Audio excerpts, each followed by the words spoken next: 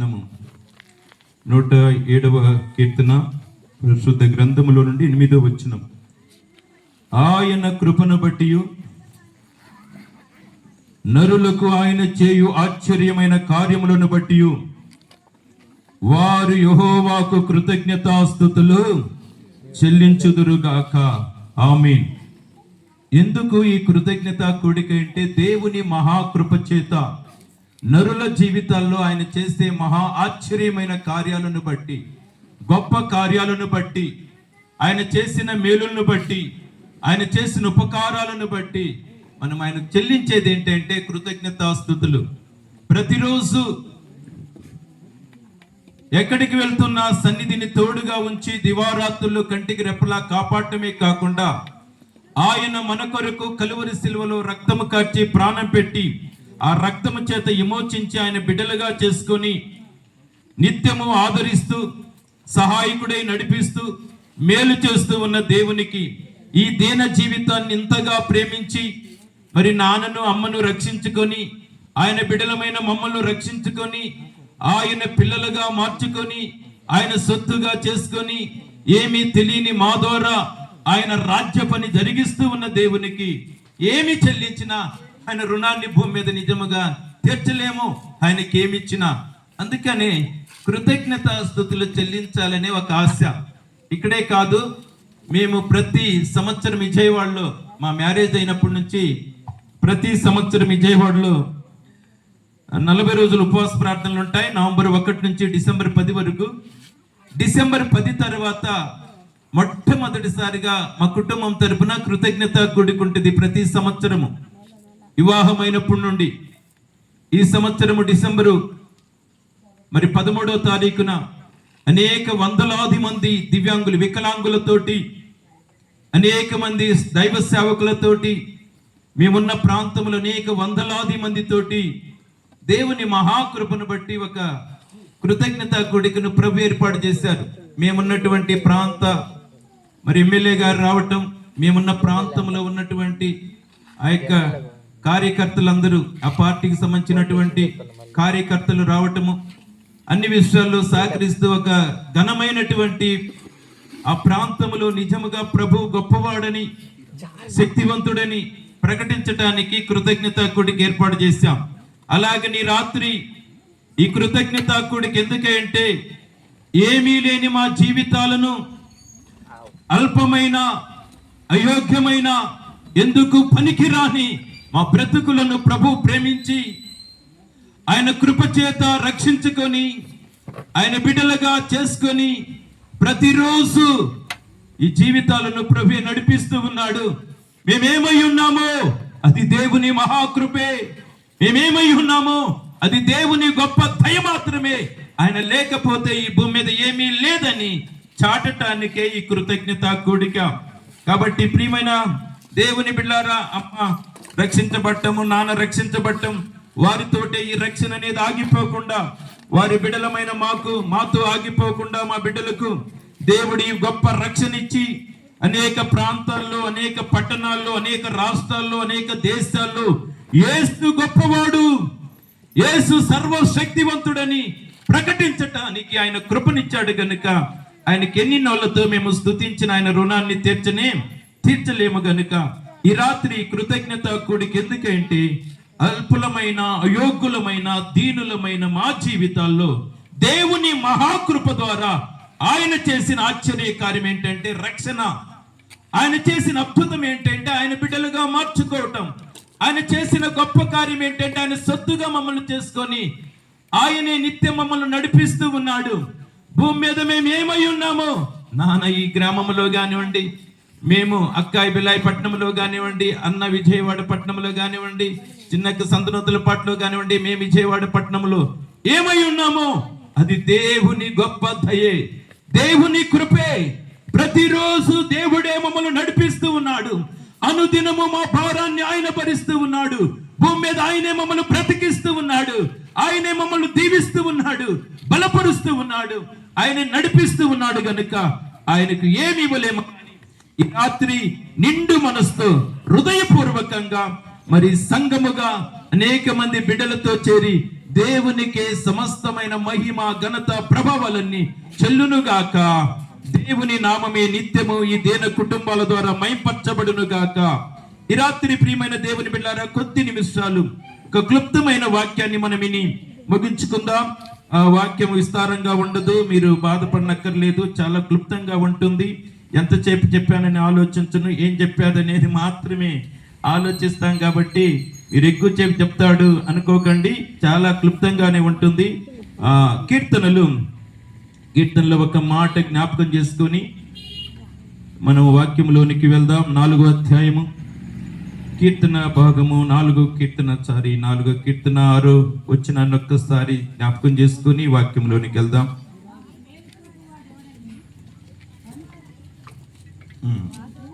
చాలమ్మా ప్రియులారా, ఈ మాట నాతో కలిసి మీరొక్కసారి ఈ మాటను అందరూ పలకండి. ఒకవేళ బైబిల్ ఉన్న వారందరూ మీరు ఈ 4వ కీర్తన ఈ 6వ వచనాన్ని తీసి ఈ మాటను పలకండి.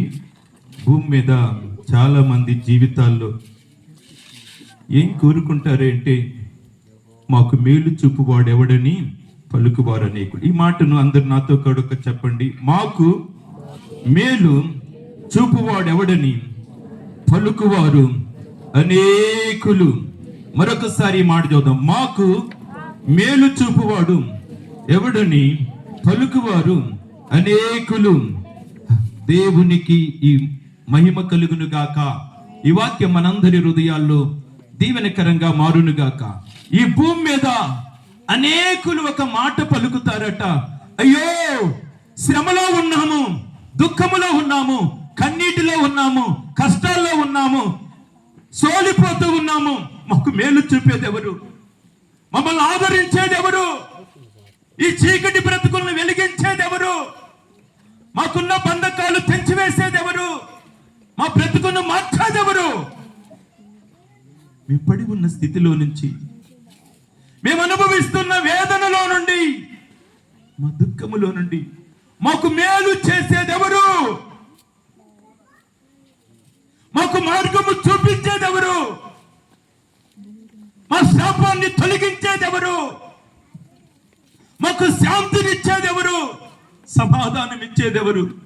అఘోరమైన అగ్నిలో నుండి, నరకములో నుండి తప్పించేది ఎవరు అని పలికేవారు అనేక మంది. ప్రియమైన సహోదరి సహోదరుడా, నీ కోసం, నా కోసము, సర్వలోకములో ఉన్న మానవులందరి కోసము మేలు చేయటానికే రక్షకుడిగా నజరేయుడైన యేసు లోకానికి వచ్చాడు. నేను ప్రకటిస్తున్న యేసు భూమి మీద ప్రతి మనుషుడికి మేలు చేసే దేవుడు, శాపగ్రస్తులను ఆశీర్వదించే దేవుడు, చీకటి బ్రతుకులను వెలిగించే దేవుడు, నశించిపోతున్న వారిని రక్షించే దేవుడు, నరకానికి వెళుతున్న వారికి పరలోకాన్ని ఇచ్చే దేవుడు. నా ప్రభు ఈ లోకానికి ఎందుకు వచ్చాడయ్య అంటే, భూనివాసులందరికీ మేలు చేయటానికి వచ్చాడు, దీవించటానికి వచ్చాడు. ప్రతి ఒక్కరి శాపాన్ని ఆయన పైన వేసుకొని, ప్రతి ఒక్కరి పాపము కొరకు రావలసిన మరణాన్ని ఆయన పొంది, ప్రతి ఒక్కరిని రక్షించటానికి ఈ లోకానికి వచ్చాడు. ప్రతి ఒక్కరికి నిత్య జీవము సమృద్ధిగా ఇవ్వటానికి, ప్రతి ఒక్కరికి శాంతినివ్వటానికి, అందరినీ వెలిగించటానికి, అందరినీ ఆశీర్వదించి ప్రతి ఒక్కరికి ప్రభువుగా ఉండి నడిపించటానికి యేసు ప్రభు వారు వచ్చారు. యేసు ప్రభు ద్వారా మేలు కలగాలి, యేసు ప్రభు ద్వారా దీవించబడాలి, యేసు ప్రభు ద్వారా పరలోకానికి చేర్చబడాలి అంటే ఏం చేయాలో చాలా విషయాలు ఉన్నాయి. చాలా మంది దైవజనులు ఎప్పుడు మనకు సువార్త చెబుతూ ఉంటారు, వీళ్ళారా వింటూ ఉంటాం. అయితే ఈ రాత్రి యేసయ్య ద్వారా మేలు కలగాలి అంటే, యేసయ్య ద్వారా దీవెన పొందాలి అంటే శ్రేష్టమైన ఒక 4 విషయాలు ఈ రాత్రి చెబుతాను, జాగ్రత్తగా వినండి. యేసు క్రీస్తు ద్వారా ఒక బిడ్డకు మేలు కలగాలంటే, యేసు ప్రభు ద్వారా ఒక కుటుంబానికి మేలు కలగాలంటే, యేసు ప్రభు ద్వారా శాపగ్రస్తులు ఆశీర్వదించబడాలంటే, యేసు క్రీస్తు ప్రభు ద్వారా బంధకాలలో ఉన్న ప్రజలు విడుదల పొందాలంటే ఏం చేయాలో ఒక విలువైన 4 విషయాలు ఈ రాత్రి, శ్రేష్టమైన విషయాలు, చాలా జాగ్రత్తగా వినండి. మొదటిది యోహాను సువార్త 2వ అధ్యాయము 2వ వచనాన్ని మనం చూద్దాం. యేసు తల్లి అక్కడ ఉండెను, యేసును ఆయన శిష్యులను ఆ వివాహమునకు పిలువబడిరి.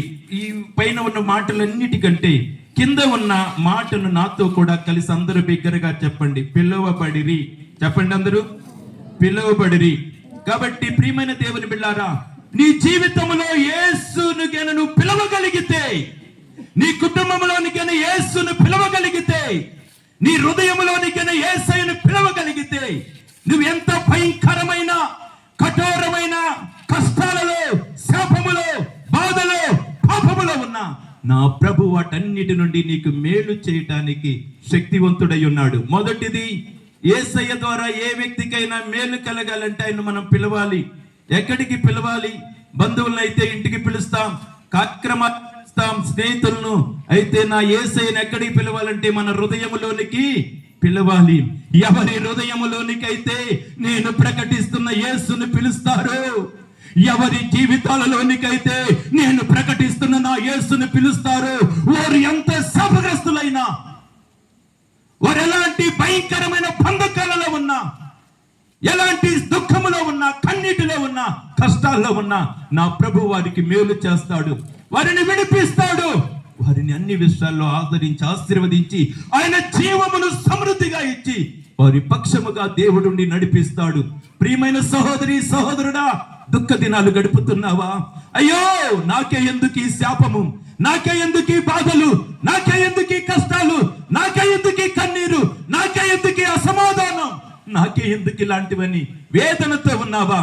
ఈ రాత్రి నీకే ఈ ప్రత్యేకమైన శుభవార్త. నీకు మేలు చేయటానికి నేను ప్రకటిస్తున్న యేసు పరలోకము నుండి వచ్చాడు. నీ కోసమే ఆకాశానికి భూమికి మధ్యలో వ్రేలాడుతూ మేకులతో బిగ్గరగా కేక వేసి ప్రాణం అర్పించాడు. మూడో దినమున తిరిగి లేచాడు. నేను ప్రకటిస్తున్న నా యేసు పరలోకమందును భూమి మీదను సర్వాధికారము గల దేవుడు. ఎటువంటి శ్రమనైనా, ఎటువంటి సమస్యలైనా రెప్పపాటులో పరిష్కరించగల శక్తి నేను ప్రకటిస్తున్న నా యేసయ్యకుంది. జీవితాలను మార్చగలిగే శక్తి నా యేసయ్యకుంది. బ్రతుకులను మార్చగలిగే శక్తి, చీకటిని వెలుగుగా చేయగలిగే శక్తి, శాపాన్ని ఆశీర్వాదకరంగా మార్చే శక్తి, పాపిని పరిశుద్ధపరచగలిగే శక్తి నా యేసయ్యకుంది. అయితే మనము యేసయ్య ద్వారా మేలు పొందాలంటే ఆయన పిలవాలి హృదయపూర్వకంగా. గుడ్డివాడు పిలుస్తూ ఉన్నాడు, దావీదు కుమారుడా. ప్రియమైన దేవుని బిడ్డలారా, ఏదో ఒక్క రోజున్న సమస్య కాదు అది. ఏదో 2 సంవత్సరాల క్రితమో 3 సంవత్సరాల క్రితమో ఉన్న సమస్య కాదు.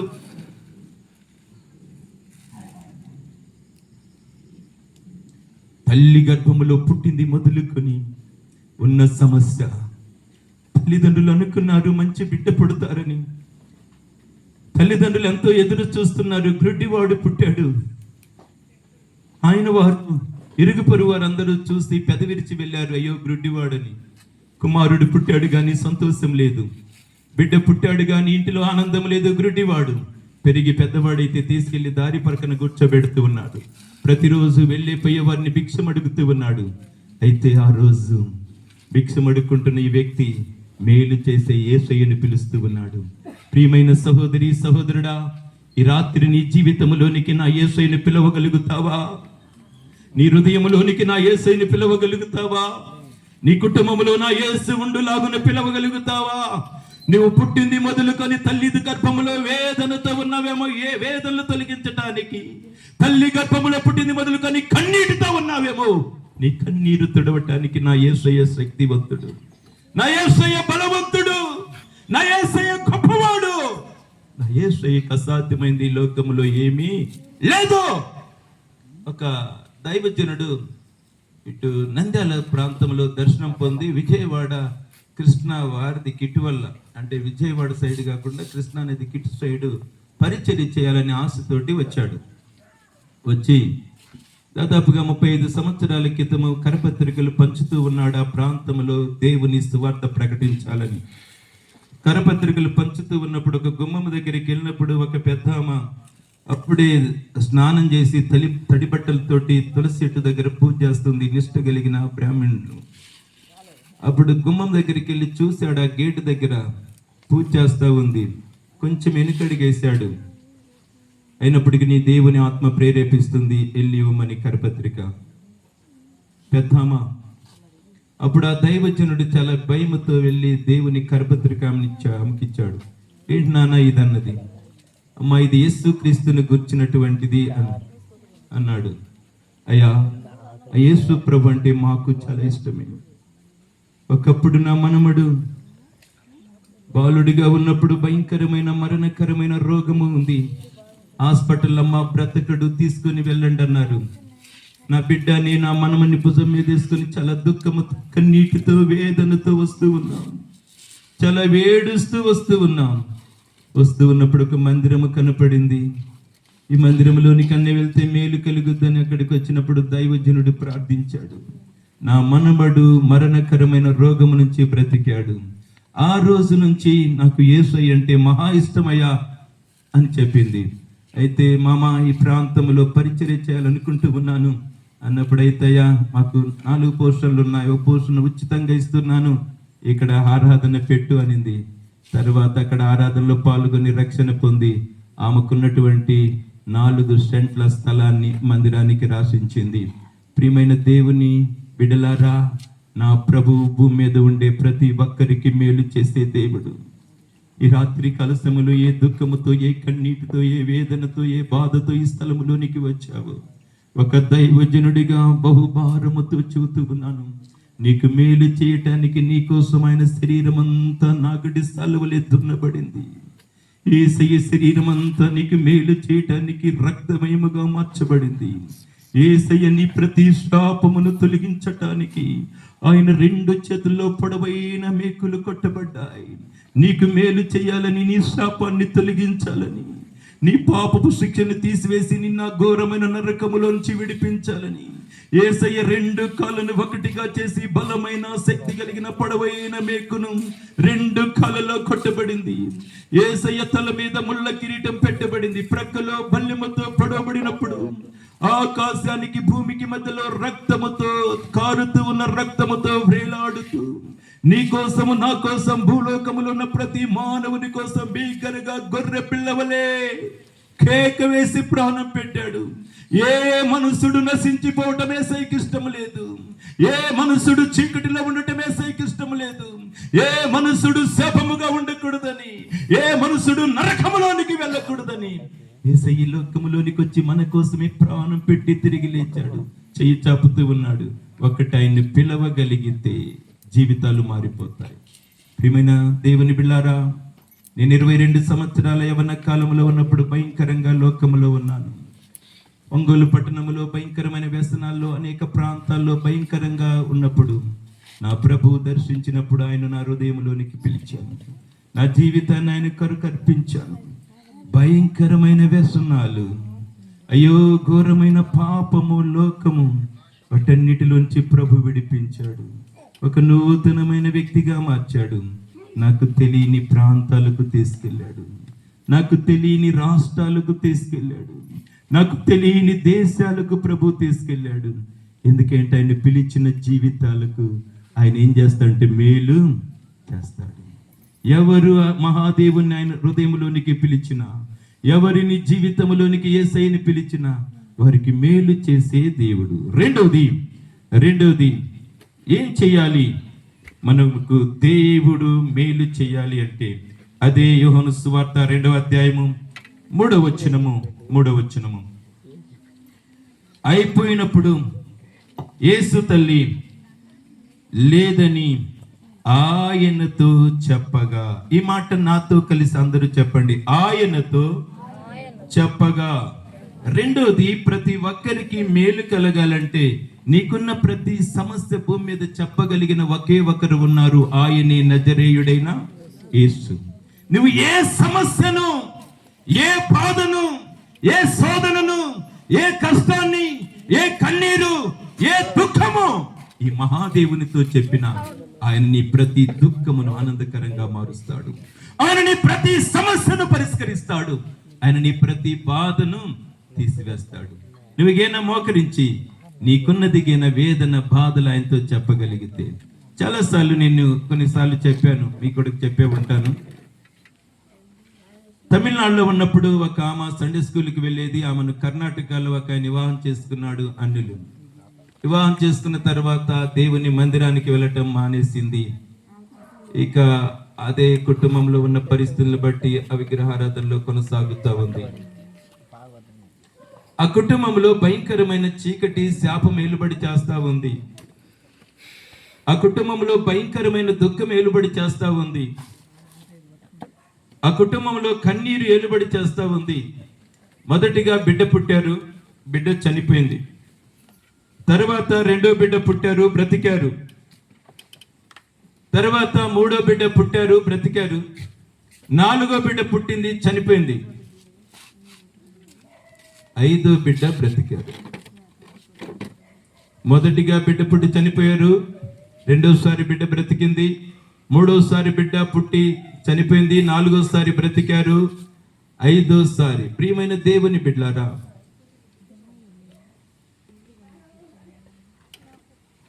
అప్పటికే ముందు బిడ్డ బ్రతికి ఉంది గనుక తర్వాత ఆమె గర్భవతిగా అయినప్పటి నుంచి ఒక వేదనగా ఉంది. ఈసారి పుట్టబోయే బిడ్డ చనిపోతా, ఈసారి పుట్టబోయే బిడ్డ మరణిస్తాడని చెప్పేసి చాలా వేదనతో, చాలా దుఃఖముతో, చాలా కన్నీటితో ఉంది. తర్వాత దినాలు నిండిన తర్వాత హాస్పిటల్కి వెళ్ళింది. డాక్టర్లు చూశారు, మా ఈ గర్భంలో ఉన్న బిడ్డ చనిపోయారని చెప్పారు. అప్పటి వరకు బిడ్డలు చనిపోతూ వచ్చారు, ఎప్పుడూ దుఃఖము కలగలేదు. అప్పటి వరకు బిడ్డలు పుడుతూ చనిపోతూ ఉన్నారు కొంతమంది, అప్పుడు వేదన కలగలేదు. ఎందుకో ఈ బిడ్డ చనిపోయాడు అనగానే బహు దుఃఖం వచ్చేసింది ఆ తల్లికి, బహు వేదన వచ్చేసింది ఆ తల్లికి. సండే స్కూల్లో చాలాసార్లు యేసుక్రీస్తు ప్రభువారిని గురించి వినింది. అప్పుడు వెంటనే గర్భం మీద చెయ్యి పెట్టుకుని హాస్పిటల్లో, ప్రభా, ఎవరు చేసిన పాపమో నా కుటుంబం మీద శాపమై దుఃఖానికి కారణమైందయ్యా.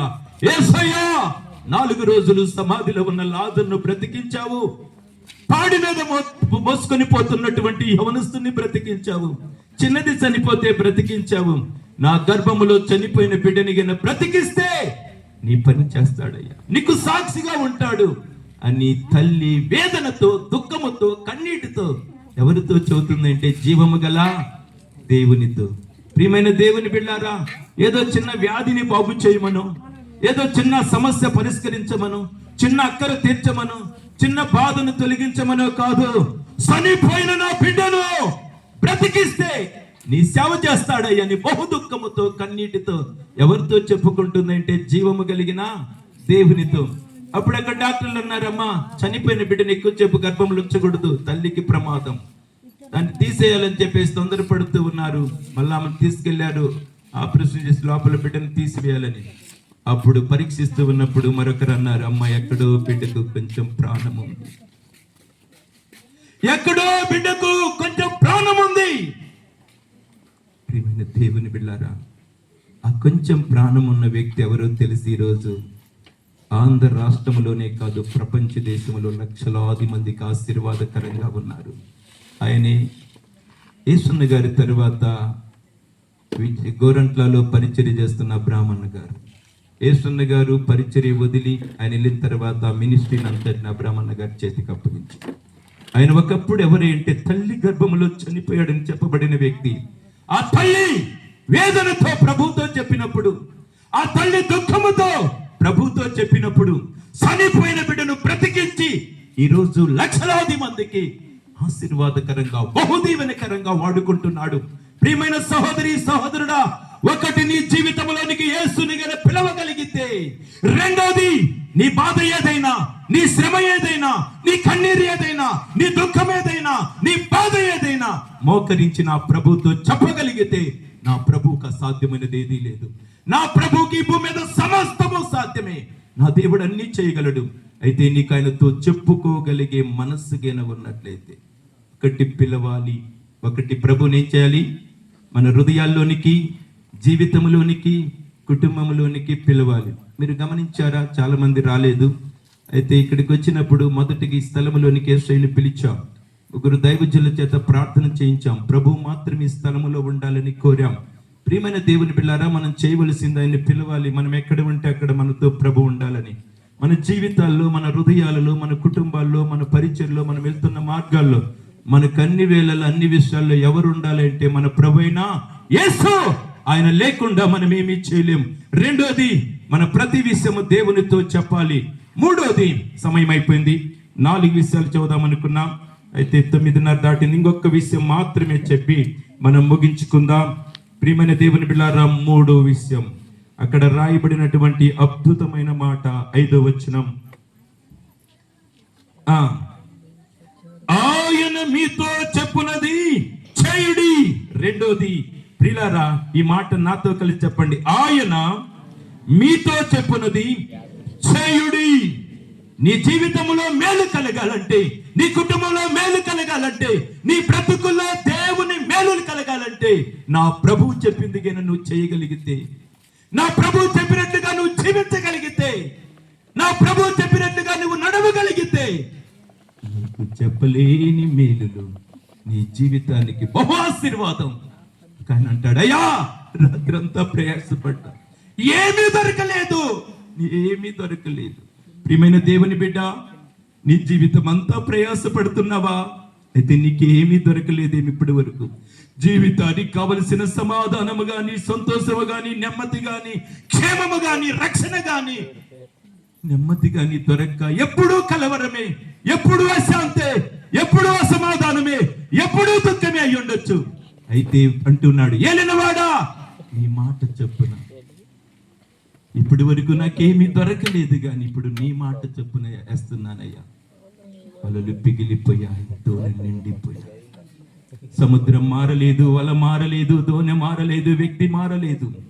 ఏ దోణితో, ఏ సముద్రములో, ఏ వలలో ఏ వ్యక్తి అయితే ప్రయాసపడ్డాడో అదే వ్యక్తి, అదే సముద్రము, అదే వల, అదే దోణి కానీ పిగిలిపోతూ ఉన్నాయి. ఈ రోజుగేనండి ఒక నిర్ణయం తీసుకొని, నా ప్రభు చెప్పినట్లుగా నువ్వు జీవించగలిగితే, నా ప్రభు చెప్పినట్లుగా నువ్వు ఉండగలిగితే నీ జీవితానికి మేలు కలుగుద్ది. ఒకటి, ఆయన మన జీవితాల్లోనికి పిలవాలి. రెండోది, మన ప్రతి విషయము ఎవరితో చెప్పాలి అంటే, జీవము కలిగిన, సమస్తము చేయగలిగిన, ఏది అడిగినా, ఏది చెప్పినా కాదనకుండా, చేయననకుండా, సమస్తం అడిగిన వాటికన్నా, ఊహించిన వాటికన్నా అధికమైన కార్యాలు చేయగలిగే దేవునితో చెప్పాలి. మూడోది, ఆయన చెప్పింది మనము చేయాలి. అదేంటో తెలియదు కానీ చాలా మంది అందరూ చెప్పింది చేస్తాం. తాయితులు కట్టే వ్యక్తి చెప్పింది చేస్తాం, సోదగాళ్ళు చెప్పేది చేస్తాం, మాంత్రికుడు చెప్పేది చేస్తాం, అర్ధరాత్రి ఇది చేయాలంటే చేస్తాం, అర్ధరాత్రి తీసుకొని రమ్మంటే వస్తాం, అందరూ చెప్పింది చేస్తాం. ఈ మేలు కోరని వ్యక్తులు చెప్పిందైనా చేస్తావు. అదేంటో, మన కోసమే ప్రాణం అర్పించి, మన కోసమే బలియాగమై, మన కోసమే చనిపోయి తిరిగి లేచిన యేసయ్య చెప్పింది మాత్రం చేయటానికి ఇష్టం రాదు. 6 దినాలు పని చేసుకోండి, 7వ దినమున దేవుని మందిరానికి రమ్మంటే చాలా మంది ఆసక్తిగా రాని ప్రజలు ఉంటారు. పిల్లరా, మొదటిగా దేవుని నీతిని, రాజ్యాన్ని వెదకాలంటే వెదకలేని పరిస్థితులు. ఒక ఆయన వచ్చాడు, శరీరం అంతా తినివేస్తూ. దైవజనుడి దగ్గరికి వస్తే దైవజనుడు అన్నాడు, వెళ్ళి యోర్దాను నదిలో 7 సార్లు. బహు ఆవేశం, బహు కోపం వచ్చేసింది. ఎందుకు? కేవలం అక్కడ మునగమన్నందుకే. అదేంటో తెలియదు. దేవుని దగ్గరికి రాగానే దేవుని మాటలు అనగా, దేవుని విషయాలు అనగా, దేవుని సేవకులు అనగానే ఎవరికనే కోపం వచ్చేస్తుంది. ఆయన అలాగే చెబుతాడని. ప్రియమైన దేవుని బిడ్డలారా, వింటే అనుసరిస్తే మేలులు ఉన్నాయి. ఈ రాత్రి ఒక తీర్మానం చేసుకుందామా? మన జీవితాల్లో, మన కుటుంబాల్లో, హృదయాల్లో ప్రభు మాత్రమే ఉండాలి. రెండోది, మనకుండే ప్రతి సమస్య మన దేవునికి మాత్రమే చెప్పాలి మనం. మూడోది, ఆయన మనతో చెప్పింది మాత్రమే చేయాలి. కళ్ళు మూసుకుందాం, ప్రార్థన చేద్దాం. ప్రియమైన దేవుని బిడ్డలారా, ఏ దుఃఖముతో, ఏ కన్నీటితో, ఏ కలవరముతో, ఏ వేదనతో ఈ స్థలానికి వచ్చావో, నీ కన్నీరు, నీ కష్టము, నీ బాధను తొలగించటానికి నా ప్రభు పరలోకము నుండి వచ్చాడు. ఇప్పుడే హృదయాన్ని తెరువు. ఒకవేళ ఇప్పటి వరకు నీ హృదయంలోనికి యేసుని పిలిచిన సందర్భము లేదేమో, నీ జీవితంలోనికి ఇప్పటి వరకు యేసయ్యను ఎన్నడూ నువ్వు పిలవలేదేమో, ఇప్పటి వరకు నీ బ్రతుకులోనికి యేసయ్య ఉండాలని కోరుకోలేదేమో, ఈ రాత్రి ఒక అద్భుతమైన సమయం, ఒక గొప్ప ఆశీర్వాదకరమైన సమయం. ఒక దీవెనకరమైన సమయం. అందరం